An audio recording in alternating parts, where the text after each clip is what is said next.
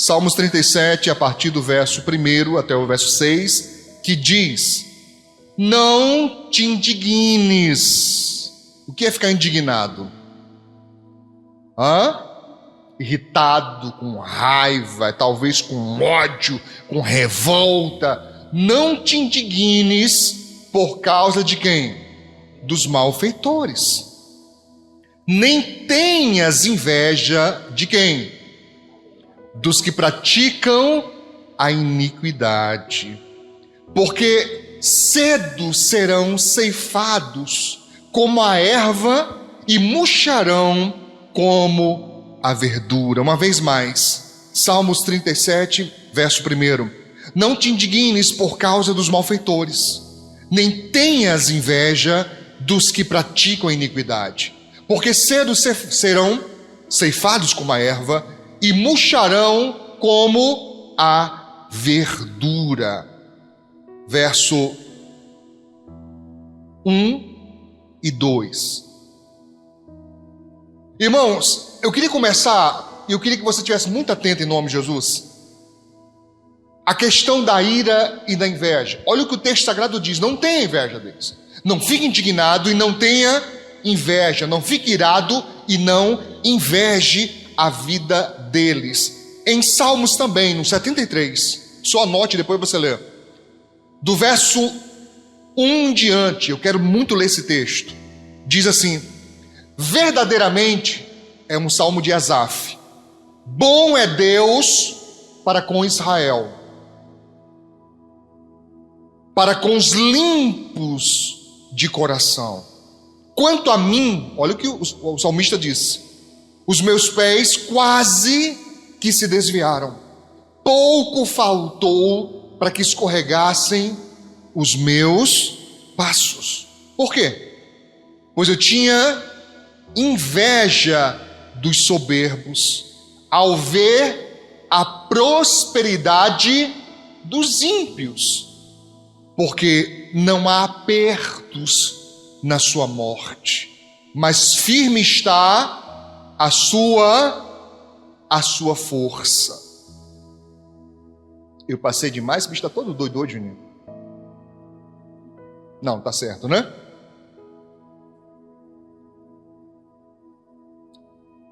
Nós vemos aqui, irmãos, que... Deixa eu voltar. Ele tá legal não, ele tá meio... Não sei se tá aparecendo aí, tá tremendo aí? Aqui ele tá indo e voltando. Chega e me deixa... Alguém abre lá para mim, irmãos. Atentos, obreiros. Aqui, irmãos, nós vemos que Asaf, o ministro da adoração, o ministro de Deus, ele faz uma confissão, e irmãos, para mim é muito tremendo isso, porque um homem de Deus, um homem de altar, um homem que era acostumado a estar na presença de Deus, mas ele faz uma declaração, e esse Salmo 73, ele deveria ser para nós aquele texto de nós voltarmos de novo e outra vez sempre a ele. Por quê? Porque nos lembra uma coisa importante: quando você entrega a sua vida a Deus, não significa que você não vai passar por momentos de dúvida, momentos onde você não é duvidar da existência de Deus, não é isso que eu estou dizendo, mas às vezes você fica: o que é que eu faço? Para onde eu vou? Qual a melhor decisão? Qual a melhor escolha? A quem eu devo dar ouvidos? Quem eu devo atender? Qual o conselho é o melhor para mim? Às vezes essas dúvidas, elas vêm na vida das pessoas. E aqui Asaf, ele diz: olha, para confessar, Deus é bom. Para deixar claro, Ele é verdadeiramente bom. Mas diz respeito a mim. Quando diz respeito a mim, falando sobre a minha pessoa, ele disse: quase que os meus pés se desviaram. Ele diz: faltou pouca coisa para que eu me afastasse de Deus. Segura na mão do seu irmão e pergunta: você está firme com Deus? Está firme com Deus? Quantas vezes a gente olha para a pessoa e a gente não faz ideia de como está a vida da pessoa, às vezes já pensando em largar tudo, já pensando em desistir de tudo, já achando que não vale a pena por causa de decepções, por causa de lutas, por causa de dificuldades. Às vezes a nossa fé, ela é provada, a nossa confiança em Deus, ela é posta à prova. E a pessoa fica ali, eu não sei se eu aguento, eu não sei se eu continuo, eu não sei se vale a pena. E diz o texto sagrado que, no caso específico de Asaf, ele provavelmente começou a ter uma certa indignação, porque olhava para a sua própria vida e não parecia justo o que ele passava. Ele, um homem de Deus, ele, um homem do altar, ele, um homem de adoração, um compositor de louvores a Deus, uma pessoa que estava acostumada a estar sempre no altar, mas a vida deveria estar numa dificuldade tremenda. Provavelmente ele estava passando por situações difíceis no que diz respeito às suas finanças, porque ele mesmo diz: eu estava tendo inveja da prosperidade daqueles que não servem a Deus. Ora, se não é algo que eu sinta falta, como é que eu vou ter inveja? Eu penso que isso é lógico, que a pessoa que tem inveja, porque não é certo tê-la, mas quem tem, só é lógico ela sentir inveja do que ela não tem, do que o outro tem e ela não. Você está me entendendo? E ele diz, verso 3, eu tinha inveja dos soberbos, pessoas altivas, soberbas, eu tinha inveja. Como é que pode? Eu me esforço aqui para adorar a Deus, eu me esforço para obedecer a Deus, eu me esforço, eu pago um preço tremendo para andar com Deus, e quem não tem nada de aliança está aí crescendo, está aí progredindo. Como é que pode isso? Que injustiça tem nisso? E isso foi mexendo com as emoções de Asaf. Você me entende? Isso foi deixando ele cada vez mais triste, cada vez mais em dúvida, porque é algo que faça, irmãos, alguém sair da presença de Deus, não é algo que eu consideraria qualquer coisa. Se tem aliança com Deus, não é qualquer coisa. Teria que ser uma pressão muito grande, teria que ser um problema muito forte, muito pesado, muito difícil, para a pessoa cogitar em abandonar tudo. Porque ele disse, quase escorregou os meus passos. Ele disse mais no verso 4, eu olhei, observei, e não há apertos na sua morte. Ou seja, eles estão sobrando aí, ó, tudo tranquilo para eles, a sua força está firme. Entende?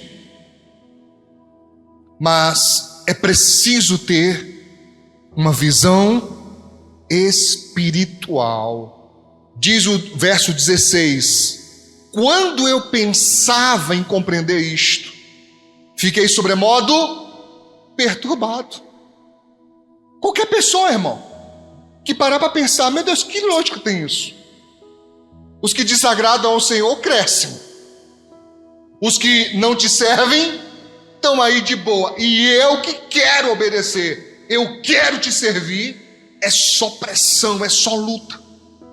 Se a pessoa focar nisso, se a atenção dela for, voltada para isto, ela vai ficar perturbada, sem paz. E o perturbado aqui não é endemoniado não, tá, irmãos? O perturbado aqui está falando de sem paz mesmo. É aquela coisa que fica angustiando a alma da pessoa. E ele disse, até que entrei no santuário de Deus. Isso foi assim até que eu entrei na presença de Deus. Mas ele não estava antes, não? Ele não era do altar? Isso é um alerta para nós. Nem todos os que estão no altar, eu não estou falando aqui da Assembleia Mundial Evangélica, eu estou falando da cristandade como um todo. Nem todas as pessoas que estão ali, um obreiro, um pastor, um diácono, um presbítero, seja o título que a pessoa tenha, nem todos esses estão de fato com aliança com Deus, irmãos. Tem gente pendurada apenas pelo título, só pelo título.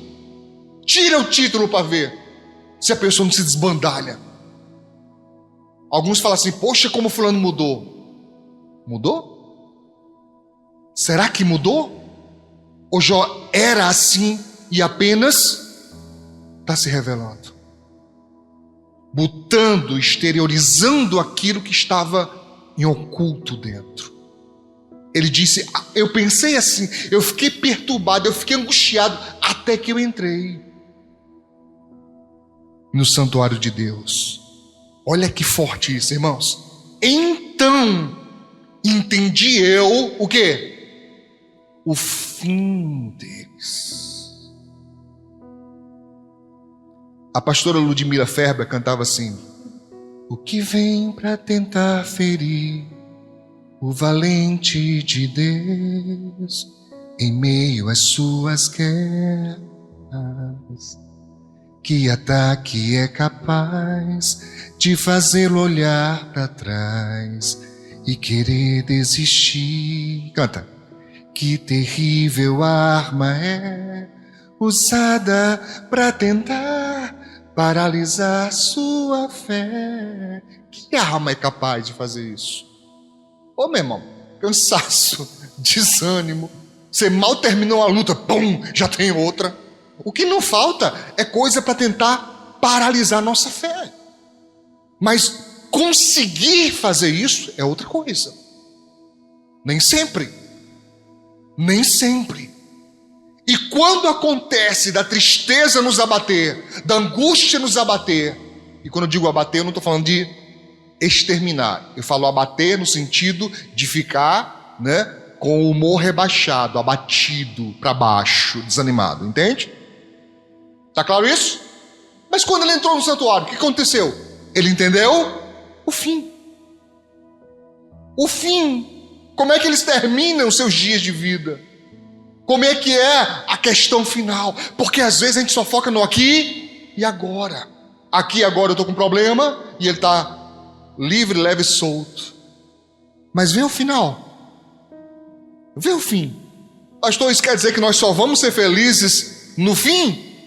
Só vamos ser abençoados na glória? Não, a Bíblia está cheia de casos de pessoas que em vida tiveram vitórias tremendas. E em Hebreus diz claramente que as vitórias deles eram apenas exemplos, sombra do que nós desfrutaríamos.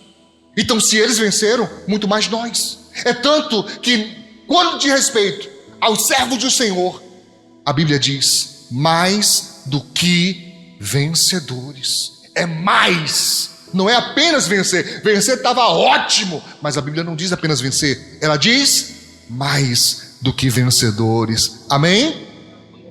Entender o fim, isso é muito importante. Em Eclesiastes, esse texto marca, é importante marcar. Eclesiastes capítulo 7, versos 7, 8 e 9. Eu gosto muito de citá-los nas minhas mensagens, é importante que você marque. Primeiro, no verso 7 diz: verdadeiramente, com verdade, sem brincadeira, sem ser apenas uma alusão. Ele está falando de coisa direta, coisa concreta. Verdadeiramente, a opressão faz endoidecer, enlouquecer até quem? Até o sábio. Ninguém suporta pressão para sempre. Até a pessoa sábia, se ela viver sob pressão, ela fica perturbada, irmão. Você já observou que tem uns irmãos que tem cara de doido?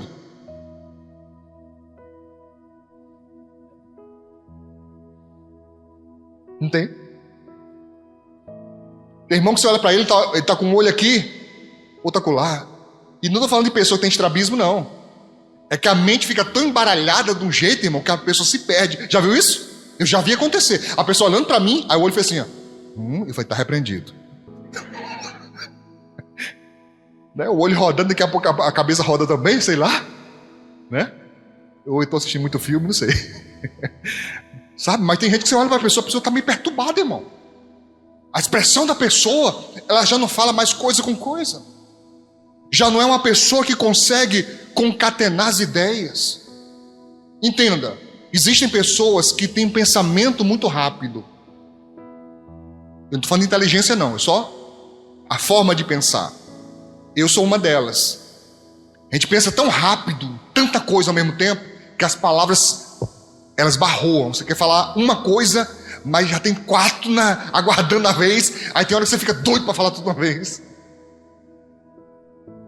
Tem gente que tem um padrão mental assim. Isso é normal da pessoa. Mas tem outros não. Ela não é assim, está assim. devido a tantos problemas, devido a tanta pressão. E a Bíblia, ela concorda, ela declara isso.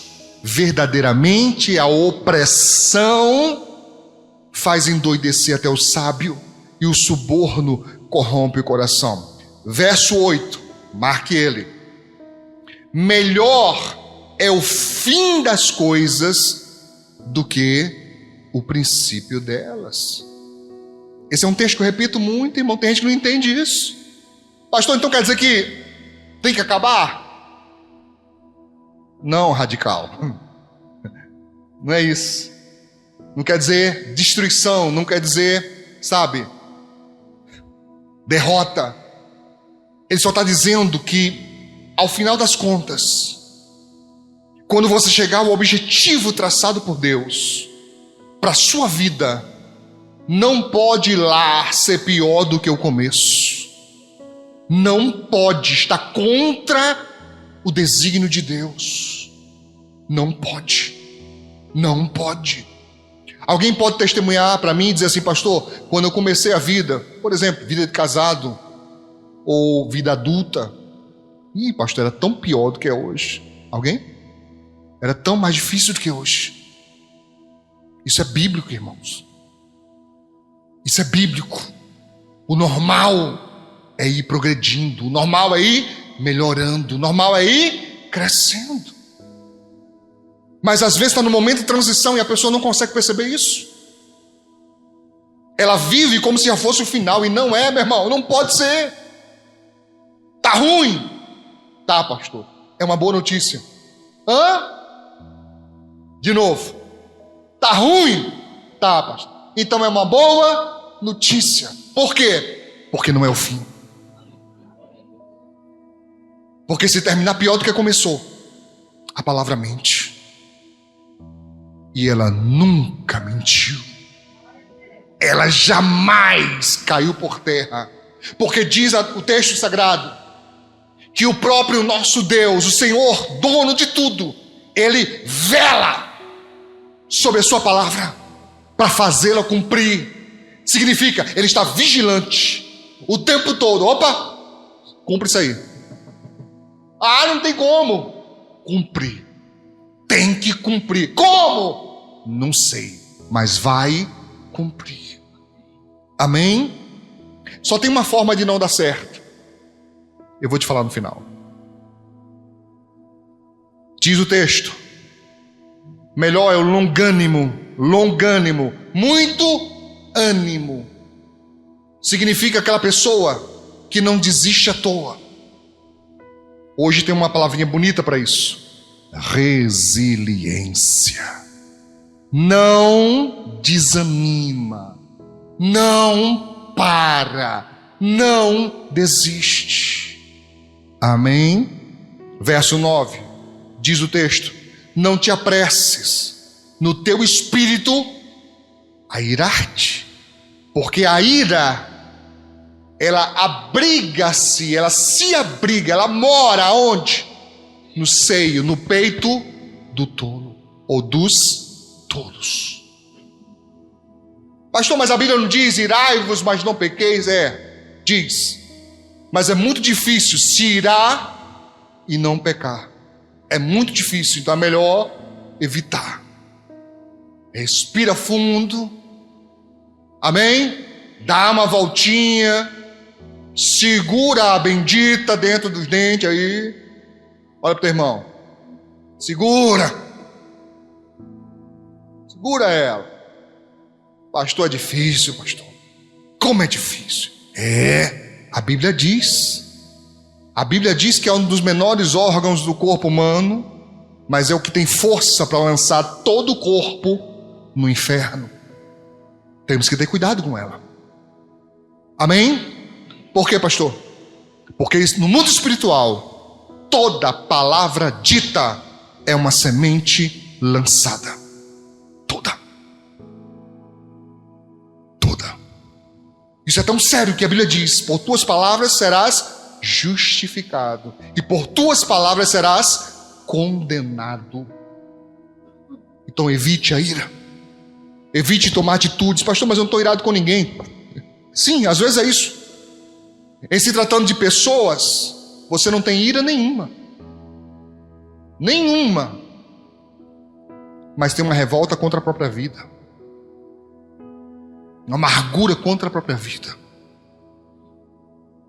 Então não, está errado. Amém? Diz em Lucas capítulo 12, do verso 15 ao 21. Acautelai-vos, disse-lhes, e guardai-vos de quê? Da avareza. Porque a vida de qualquer pessoa, não consiste, disse Jesus, na abundância do que possui. E propôs-lhe uma parábola dizendo: a herdade, quer dizer, os bens, a empresa, a fazenda, sei lá o que, de um homem rico, tinha produzido em abundância. E ele arrazoava, ele pensava consigo próprio, dizendo: que farei? Olha que problema, irmão. Rapaz, tem coisa demais. Minha fazenda produziu demais. Que farei? Não tenho onde recolher os meus frutos. Pergunta para o teu irmão: quer ter um problema desse? Receber tanto que não tem onde guardar? Oh, problema, pastor. Queria ter um problema desse. Né?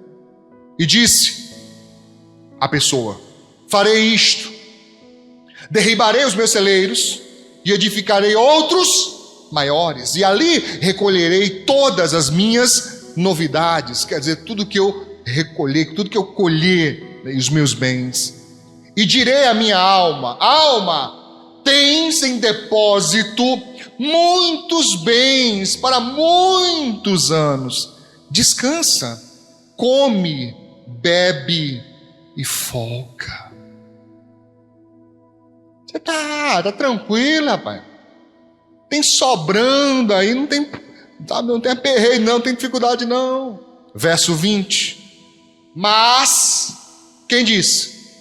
Deus disse: louco, esta noite te pedirão a tua alma. E o que tens preparado? Para quem será? Assim é aquele que para si ajunta tesouros e não é rico para com Deus. O problema é ter bens aqui na terra? Não. Qual é o problema? É não ter bens no céu. Está me entendendo? Sim. Olha o fim aqui, ó. Olha o fim. Quando eu faço encontro de casais, que eu pergunto aos irmãos: irmãos, quem tem casa?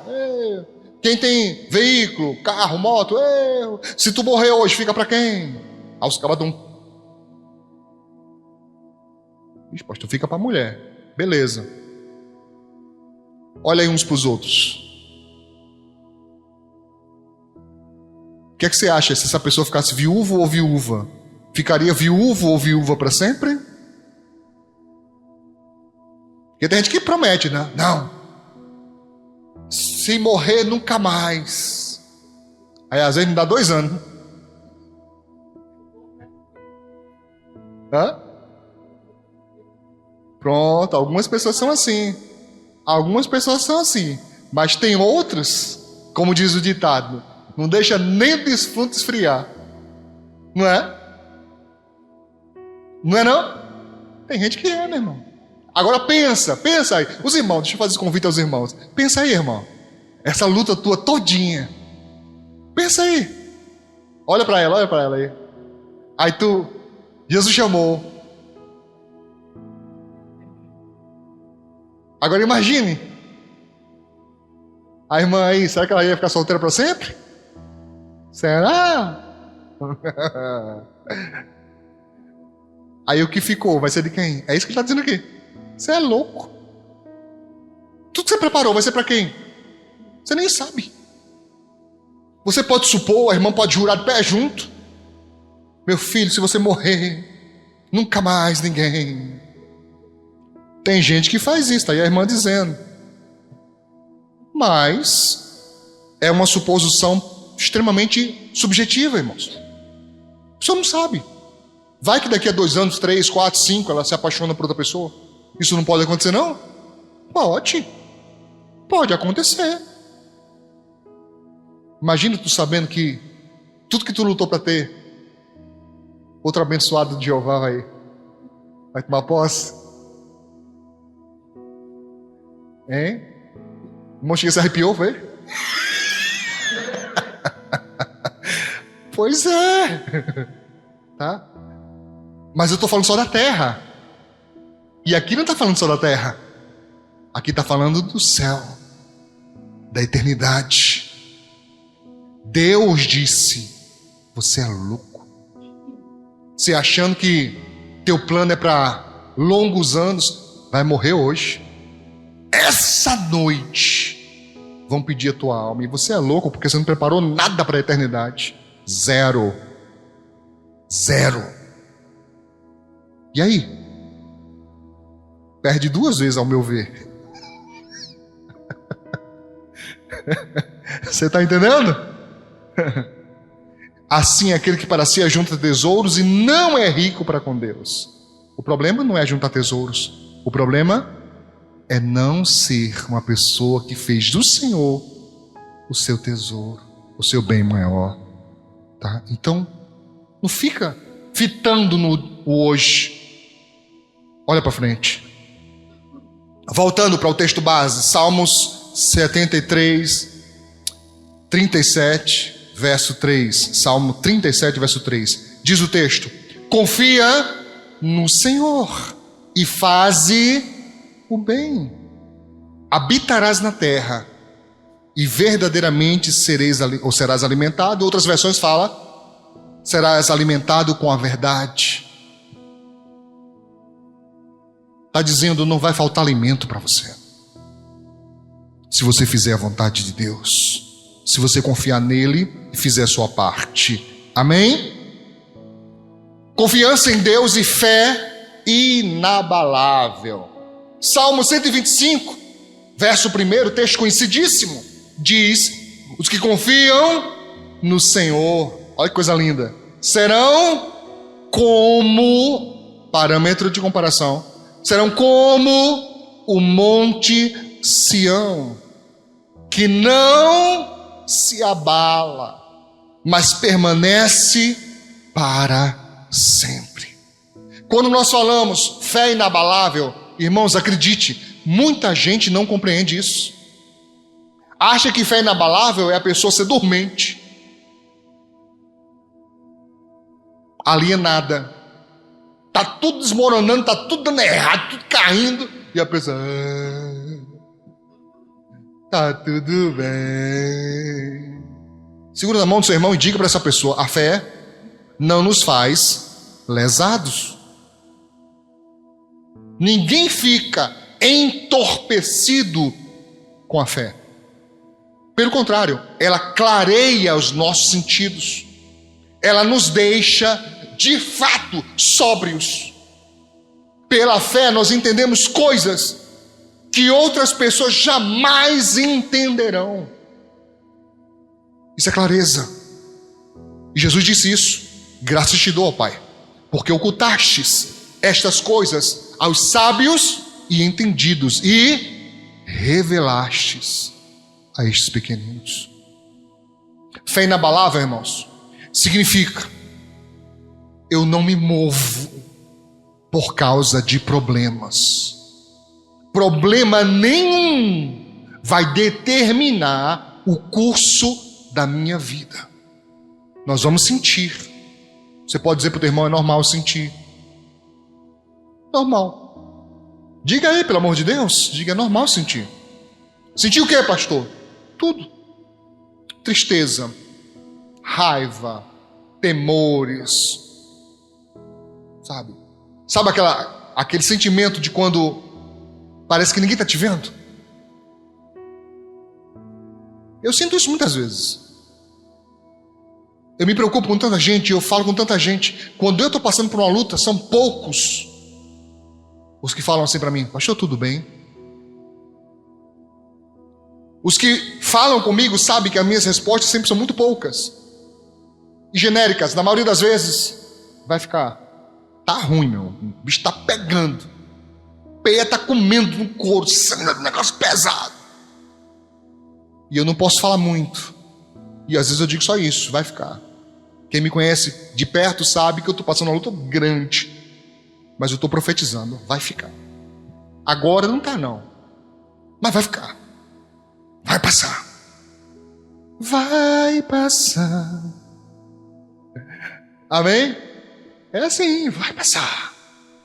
Vai passar. Uma hora dessa sara.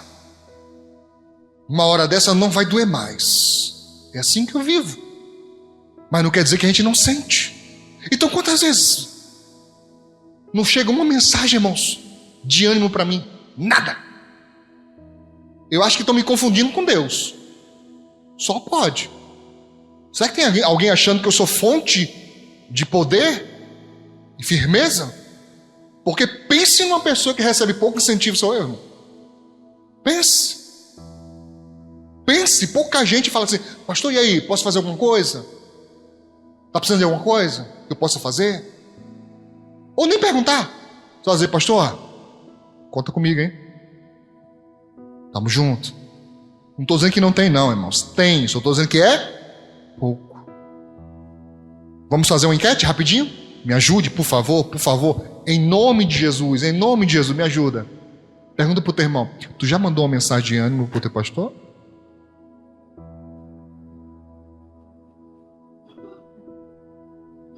Já? Já? Pergunta assim, essa semana tu mandou? Ou você adivinha qual é a semana que o pastor está precisando? Não é fácil, irmãos. Então a gente sente. Eu sinto também. Isso está claro para você? Eu também sinto. Às vezes a impressão de que estamos sós. De que não tem ninguém percebendo. Que não tem ninguém entendendo a gravidade da luta. Mas só que eu aprendi a não me guiar pelo que eu estou sentindo. Porque geralmente, quando eu dou vazão aos sentimentos, a coisa piora. Porque eu vou falar o que não devo, vou fazer o que não devo, vou sentir o que não devo. Então não. É isso que está dizendo. Como um monte Sião que não se abala. Quer dizer que se houver um terremoto em Israel, o monte de Sião nem se mexe, pastor. Mexe, meu filho. Mexe. Se chover bem forte lá, as areias, as pedrinhas, não... escorre, meu filho. Escorre. Quando está falando de não se abala, está falando de não se destruir. Ele vai sentir, mas continua no mesmo lugar. Amém? Está claro para você? Como é que está a sua fé? Em Lucas capítulo 6, versos 47 e 48 diz, Jesus falou, qualquer que vem a mim e ouve as minhas palavras e as observa. Isso é uma outra forma de dizer, está escutando e colocando em prática. Ele diz, eu vos mostrarei a quem é semelhante. É semelhante a quê? Ao homem que edificou uma casa e cavou e abriu bem fundo e pôs os alicerces sobre a rocha. Agora atenção a isso. E vindo a enchente. Já sentiu isso? Enchente de problema? Está quase sufocando a gente? Ele está fazendo assim, ó. Se esticando para botar a cabeça para fora para respirar. Problema de tudo que é jeito, tudo que é lado. Aí a pessoa acha que eu tenho fé, então não vai ter problema. Irmão, entender errado tanta coisa na Bíblia. Você quer ver uma passagem muito errada que o povo entendeu? A passagem está certa. Errado está o entendimento. Se Deus é por nós, olha, quem será contra nós? Aí a pessoa fala assim, ninguém. Você entendeu errado isso. Esse texto está dizendo que não vão vencer. Vencer não vão. Mas não está dizendo que não vão tentar, irmãos. Aí a pessoa acha que é inatingível, inabalável, eu sou intangível, pastor. O inimigo nem me vê. Filho, você brilha. Você não entendeu isso, não? Entendeu? Você brilha. Não há como esconder luz. Luz é impossível de ser escondida. Irmão, se a Bíblia diz que nós somos, não é brincadeira. Tem gente que não entendeu isso na vida. Jesus, quando disse, vocês são luz, Ele está dizendo, vocês brilham. Não dá para esconder brilho, meu filho. Não dá. Como assim o inimigo não te vê? Você anda brilhando.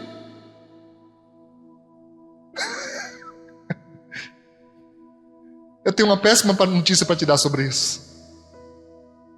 Você é um alvo constante, meu filho. Você é alvo constante. Você já parou para pensar, já percebeu que o que você tem mais raiva é o que mais acontece? Por que será? Por que o diabo não tenta você com aquilo que você não liga? Porque não tem risco nenhum para você. Sabe o que é risco para algumas pessoas? Um risco dela abandonar a fé? Um copo em cima da mesa. Um copo. De quê, pastor? Uísque, cerveja, o quê? Vazio. Um copo vazio em cima da mesa. Assim, ó. E vai subir na ira. Eu já disse. Quantas vezes eu tenho que dizer? Bote esse copo na pia. E a vontade aqui dentro de pegar o copo e tacar na parede. Grande, irmão. Grande, a vontade grande. Tem uma péssima notícia para te dar. Era Satanás no seu ouvido.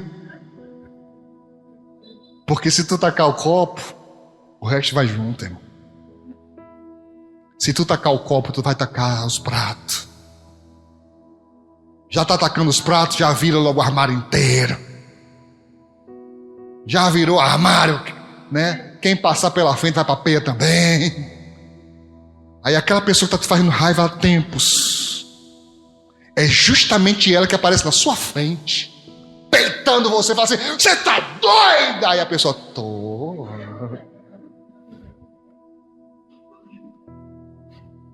Não, pastor, isso não é tentação, não. Não é para você. Para algumas pessoas, é só o que falta para a vida virar uma bagunça.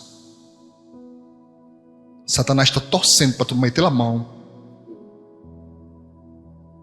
Está torcendo. Porque é só o que falta para você desbandalhar. Você está me entendendo? Está claro isso? Ele disse, ouve a palavra e coloque em prática. É semelhante a quem, primeiro, fez o quê? Edificou a casa. Mas como ele fez isso? Ele começou abrindo bem fundo. Essa profundidade fala de conhecimento. De não ficar só no superficial com Deus, mas se entregar mesmo. Diz o texto, pôs os alicerces sobre a rocha, mas depois de ele fazer isso, veio a enchente. Diz o texto, bateu com ímpeto a corrente naquela casa. Irmãos, tenta visualizar isso. Essa enxurrada de problemas de uma vez só batendo contra você. Parece que juntou tudo e veio de uma vez só. Por que você não consegue ver que isso é espiritual também? Tem o fator normal, casual, da vida de qualquer pessoa? Tem. Mas contra nós sempre tem uma ação maligna. Sempre, não se engane, sempre. Não é uma tentativa minha de espiritualizar tudo, não. Existem coisas que são do dia a dia mesmo, já falei muitas mensagens sobre isso. Mas eu não posso também, irmãos, deixar de falar que Satanás se aproveita de situações corriqueiras da nossa vida para tentar nos abalar. Uma enchente bateu com ímpeto, mas diz o texto, e não a pôde abalar. Por quê? Porque estava fundada, o seu fundamento, o seu alicerce é a própria rocha. E a rocha, você sabe, é o Senhor Jesus, é a palavra de Deus. Amém? Aí, eu não consigo entender a reação totalmente contrária de muitos. Se a Bíblia está dizendo, vai vir enchente, e não vai vir só aquela aguinha molhando os pés, não. Diz aqui, a corrente bateu com ímpeto, é força, é brutalidade. Bom, eu já passei por enchente, não sei se você já passou. Tá? Eu estava em Santa Cruz quando houve a enchente lá na cidade. Eu sei o que é passar por enchente, eu sei o que é ver casas indo embora, ver construções sendo arrastadas. Sabe, a água invadir casa e sair levando tudo pela frente. Quem já passou por enchente sabe como é que é. Quando a água vem só subindo, é ruim. Mas quando é corrente, meu irmão, quando é correnteza, querido, você não tem ideia. É pesado demais. Você consegue observar isso na sua vida? Pastor, meu Deus, que é isso? É Bíblia, filho. Estava escrito. Não sei porque o assombro, eu não sei porque o susto, eu não sei porque o desânimo, estava escrito. Mas se espera de nós que ouvimos e colocamos em prática a palavra de Deus, que o nosso fundamento seja firme, que não se abale. Amém? Diz mais, vamos aqui alguns exemplos. Eu separei alguns exemplos, irmãos, importantes, sobre a nossa confiança e ação de fé, porque o texto é claro, não é só fé, tem que ter ação. Quando nós vemos a história de Jacó contra Labão, quando eu falar você sempre entenda que esse servo de Deus está representando Deus, e o outro representando a ação maligna. Quem ganhou? Quem ganhou? Jacó ou Labão? Jacó ganhou. Foi fácil? José e seus irmãos, foi fácil passar o que ele passou? Fácil ser vendido pelos irmãos? Ter a certeza, a minha família não me ama? A minha família está pouco se lixando para mim? Quer mais o que me dê mal? Quer mais o que eu quebre mesmo? Irmãos, eu imagino que isso deve ser horrível, você ter uma situação dessa. Luta entre irmãos, Moisés e Faraó. Eu fico imaginando, meu filho, Moisés de frente para o Mar Vermelho, Faraó atrás, o povo pressionando, um aperreio maior do mundo. Moisés se aperreia, vai orar a Deus, Deus fala, ei, está orando por quê? Por que clamas a mim? Eu tenho certeza que se fosse eu no lugar de Moisés, tá? Porque eu sou moçoroense da gema, meu filho, sangue é quente toda a vida, eu ia perguntar, eu vou clamar quem? Agora deu. Como diz o natalense agora, pof! Por que clamas a mim? A quem que eu vou clamar? Quem? Um negócio desse, mar na frente, exército vindo para cá, povo pressionando. Porque ficou claro, tem momentos que não é momento de estar choramingando, tem momentos que não é momento de estar lamentando, tem momentos que você não pode dar uma de coitadinho, fraquinho, você tem que ir para a guerra, meu irmão. Tem que partir para dentro, porque se você não fizer isso, o problema te engole. Tem hora que tem que dar uma de doido, igual Davi. Tem hora que tem que deixar a baba escorrer, a língua para fora. Se fazer de besta mesmo. Tô nem entendendo. Não estou nem entendendo. Mas tem hora, queridão, minha amada irmã, que se você der bobeira, vão te engolir. Vão rapar o tacho. Não dá bobeira para tu ver. Fica esperto, não. Tá entendendo? Deixa entrar para tu ver. Deixa tomar posse para tu ver se tu consegue tirar depois. Tem gente que se você deixar, irmão, vai comandar a tua casa. Entra na tua casa e diz para você como é que você tem que viver. Não, isso aqui não... qual é? Vamos fazer. Você está me entendendo? Se você deixar, tem gente que quer ser Deus na sua vida. Quer determinar até o que você crê, quer determinar até o que você faz. Tome cuidado. Tome muito cuidado. Amém? O que mais, pastor? Davi e Golias. Quem mandou Davi lutar contra Golias, irmãos? Ninguém mandou. Mas simplesmente ele não suportou. Tá. Simplesmente ele não... Se vai fazer, faz de vez. Porque isso vai ficar... É isso. Simplesmente ele não suportava mais. Olha para mim que ouvir Golias humilhando a Israel. Eu não sei se você vai entender isso, talvez seja bem mal interpretado depois. Espero que não. Mas o começo ali, eu não vejo nem como fé. Fé veio depois.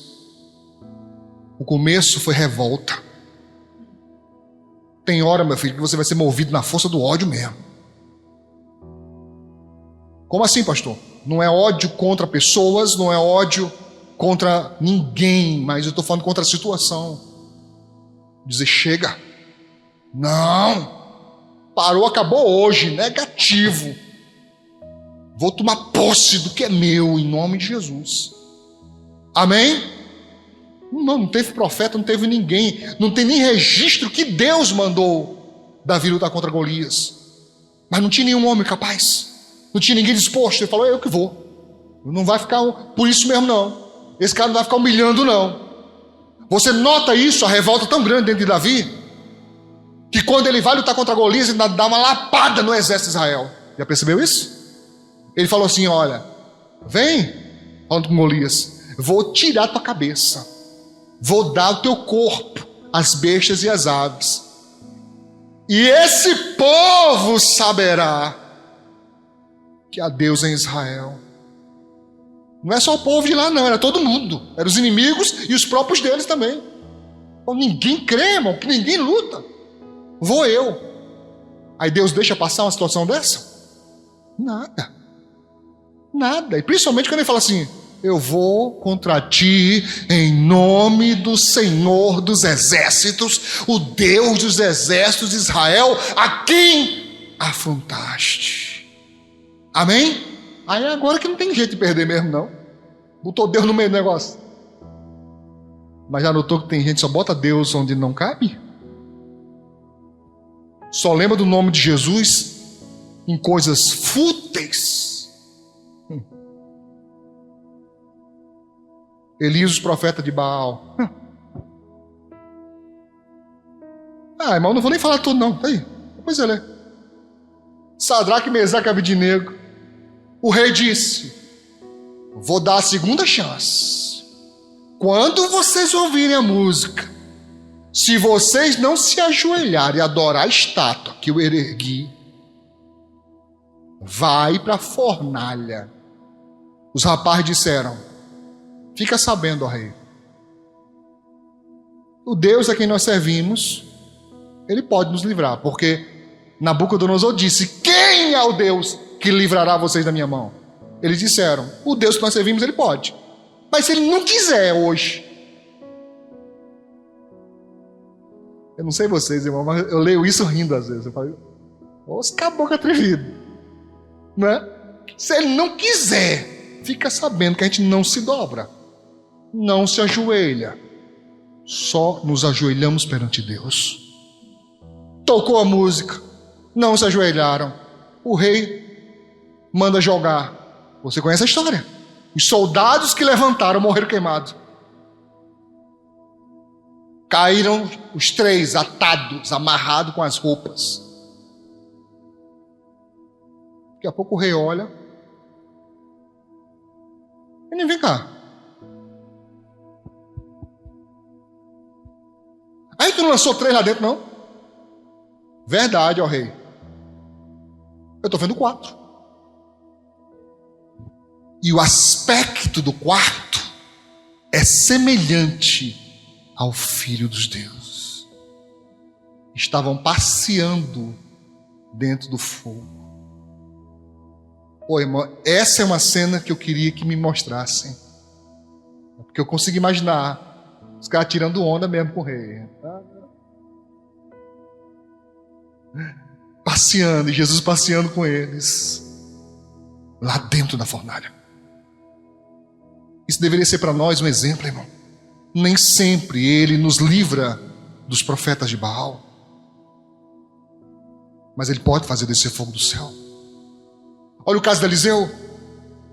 O rei da Síria fez uma pergunta, dizendo: vocês não vão me dizer quem dos nossos é pelo rei de Israel, não. Por quê? Porque tudo que eu planejo ele fica sabendo, rapaz. Tem um 71 aqui, caboeta aqui, rapaz, cabotando. Tudo que eu digo aqui, na minha casa, ele fica sabendo lá. E disseram: não, rei, não é nenhum de nós, não. É o profeta Eliseu que está lá. Tudo que o Senhor diz aqui, ele faz saber o rei. Então não tinha como prender o rei de Israel. Porque o profeta Eliseu diz assim: rei, rapaz, não vai por aquela estrada hoje não, porque tem uma emboscada para tu lá. E o rei não ia, dava errado para o outro lá. O rei da Síria ficou indignado. Você conhece a história? Diz a Bíblia que ele mandou carros, leia, depois leia. Carros, cavalos, um exército. Irmão, pensa num homem ignorante. Mandou um exército para prender um homem só. Quando chegou lá em Samaria, abriu o obreiro de Eliseu, abriu a casa, a janela.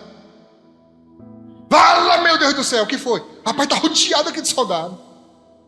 Eu fico imaginando Eliseu olhando para ele, que a Bíblia diz que Eliseu falou assim: Senhor, abra os olhos do menino aí para ele ver. Ele não está vendo, não. Quando Eliseu pede, os olhos do rapaz se abrem, olhos espirituais. E ele vê ao redor da casa de Eliseu, exército de Deus. Aí o rapaz diz: aí, rapaz, aí. O profeta fala: mais são os que estão conosco do que os que estão com eles. Por que Eliseu estava tranquilo? Porque Eliseu via. Você ainda vê o agir de Deus? Você ainda vê a proteção de Deus? Ou tem outras coisas no lugar? O profeta perguntou: estou procurando quem? O profeta Eliseu. Não, não é aqui não. Nem a cidade é essa. Cega, Senhor, eles. Eu troquei a ordem, mas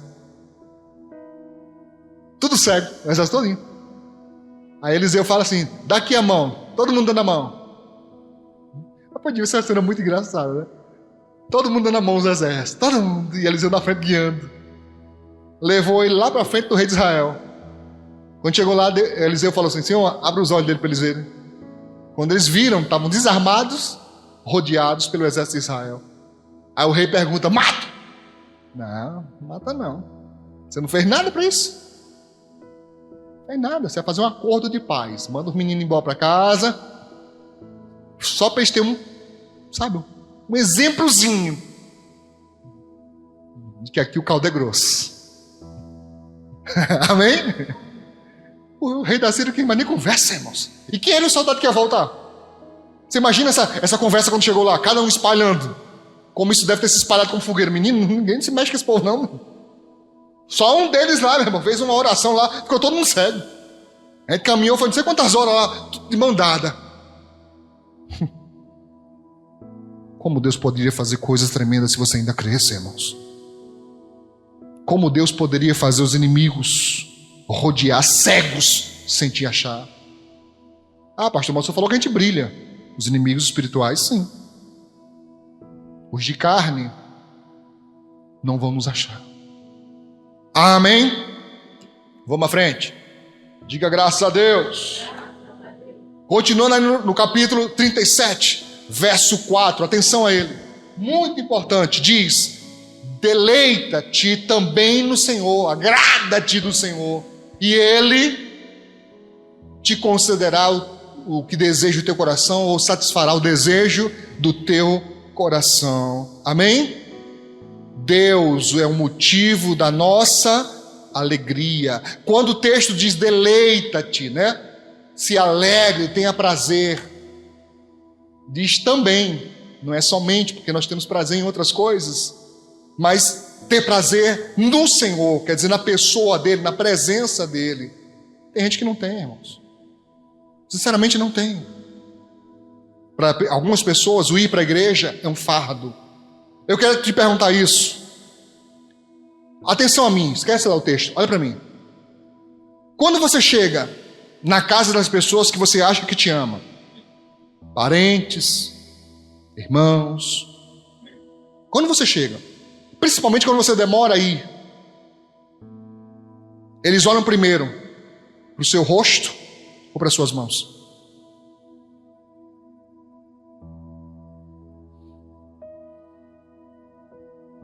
Isso é uma forma simbólica de dizer: eles ficam felizes com quem você é ou com o que você pode dar.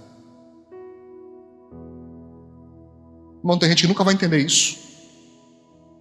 Nunca vai entender que há pessoas que você só vale o que você pode proporcionar. Só a sua presença, só você não vale.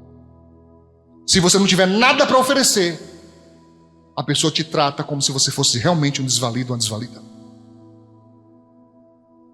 Peguei pesado? Mas estou mentindo?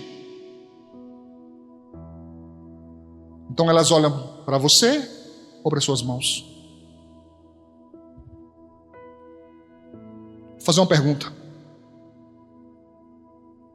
Quando alguém fica noiva, e vai procurar padrinhos de casamento, elas procuram pessoas que fazem bem a ela, ou procuram pessoas que podem dar um bom presente? Você está me entendendo? Que tipo de relação é essa? Como é que você classificaria esse tipo de relação?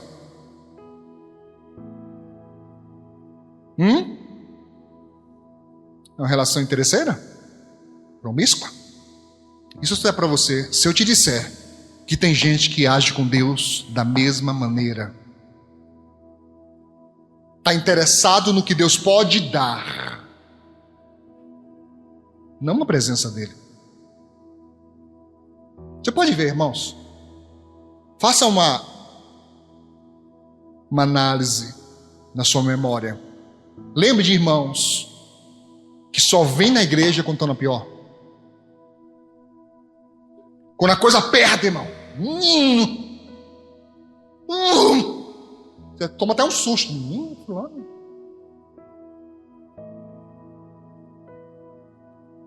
Alguém aqui já se deparou com outra pessoa que quando você viu, a pessoa estava diferente já? Diferente como, pastor? Mais velho, mais gordo, mais magro. Você passou tanto tempo sem ver a pessoa que você tomou até um susto. Bicho, olha, fulano, quase que eu não reconheci. Tem pessoas que você pode ter certeza, se você vê ela na igreja, é porque o bicho está pegando. Aí a pessoa corre para a igreja. Aí não sai não. Vai ter oração meio-dia, tá a pessoa lá. Meio-dia. Aliás, 11 horas ela já está chegando já. As primeiras chegam. E ora, e chora, e clama. Vai ter o vigília, tá a pessoa na vigília. Resolveu o problema?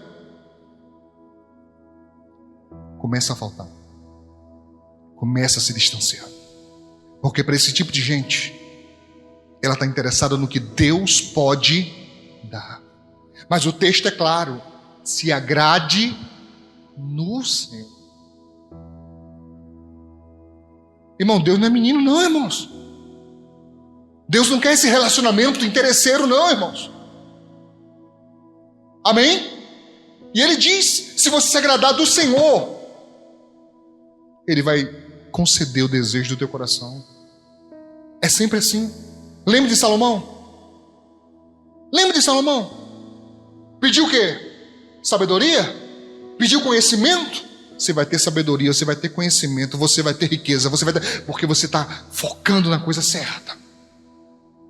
Deus não é suvina.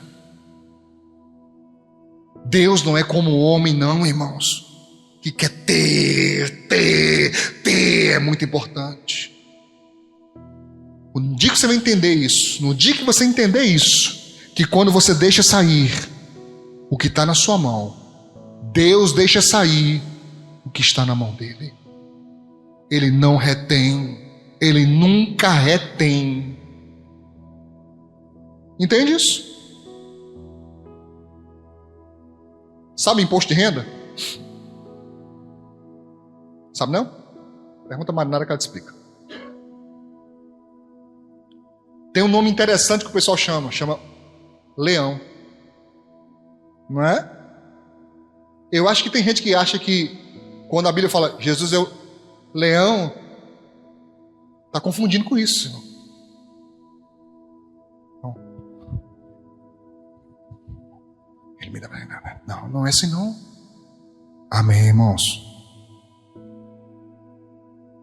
Quando Deus chega, você olha primeiro para a aliança ou para as bênçãos que Ele tem para dar?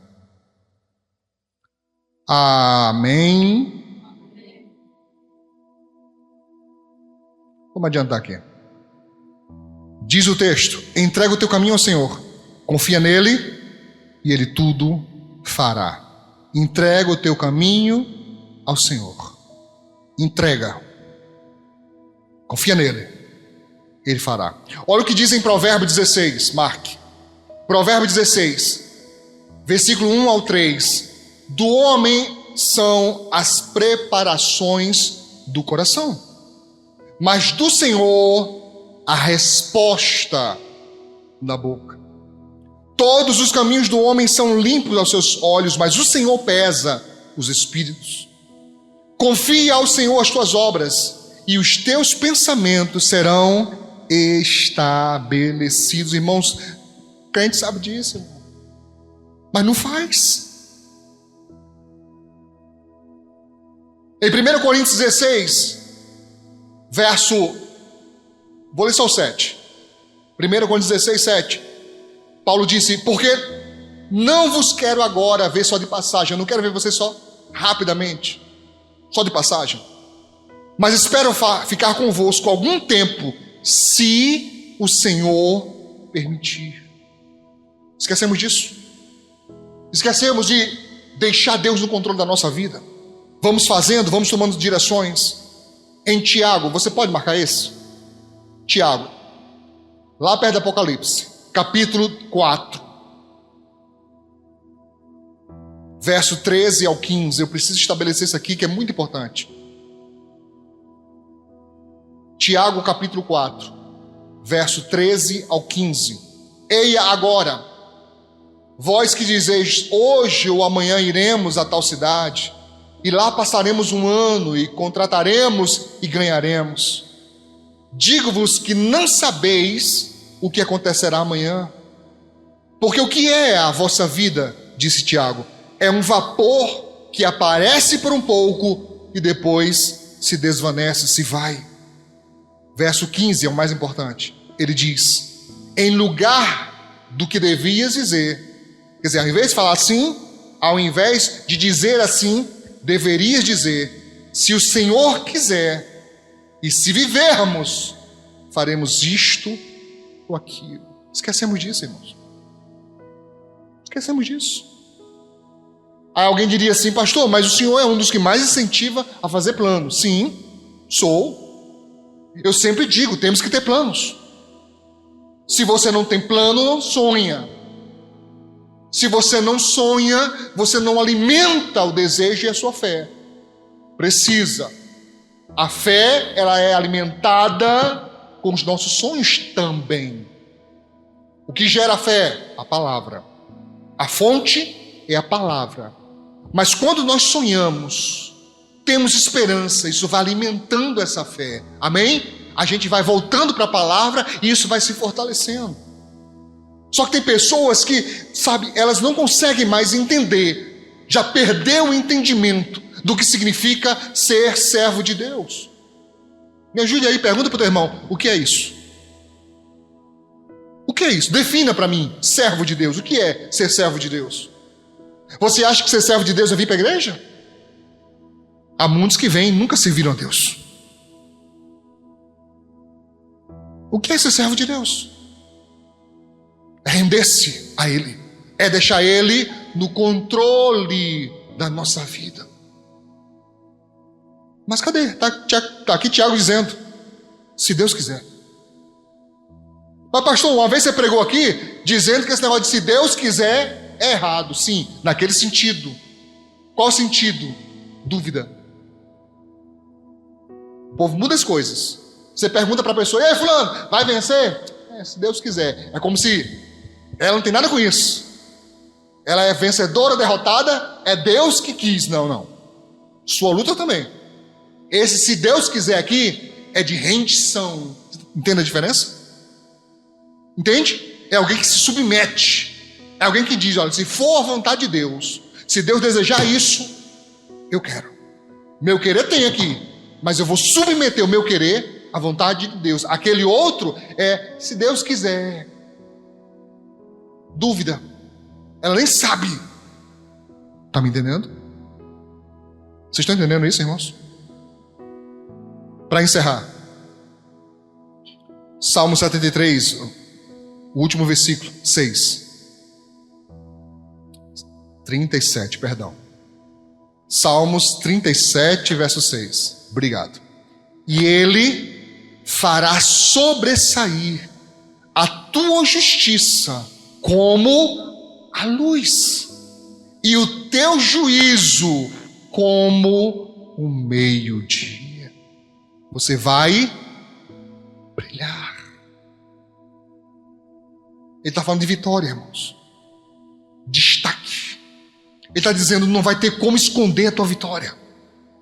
Mas para isso você tem que cumprir a sua parte. Se agradar do Senhor. Se render a Deus. Parar de tomar decisões sem que esteja pautado na palavra. Você está me entendendo?